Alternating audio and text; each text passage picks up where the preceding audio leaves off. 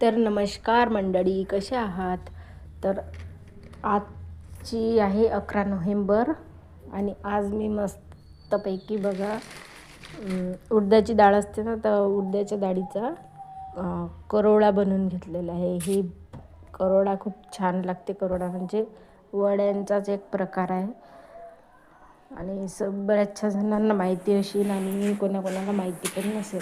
तर हे बघा, आता तांदूळ 2 ते 3 महिन्याचे तांदूळ आणलेले होते, तर त्याला मी पावडर वगैरे लावून ठेवत असते असे, कारण की थंडी पडल्यामुळे त्या तांदूळात अळ्या वगैरे अळ्या किटकुल म्हणजे होत असतात त्याच्यात, तर ते पडू नये म्हणून मी त्याला पावडर लावून ठेवत असते, तांदूळाला लावून ठेवलेली आहे. आणि जो मी सकाळी भरीत केलं होतं तो आहे बघ, तो काही व्हिडिओ मी अपलोड केला नाही, कारण की त्याच्यामध्ये म्हणजे टी व्हीचा आवाज होता म्हणून. तर बघू शकता आता झालेली आहे संध्याकाळी, आणि संध्याकाळीच हा करोडा टाकायचा असतो. 2 तास मी डाळ भिजू घातली होती 6 वाजतापासून, तर 8 वाजता मी ह्या करायला घेतलेला आहे. अशी डाळ मिक्सरमधून वाटून घेतली.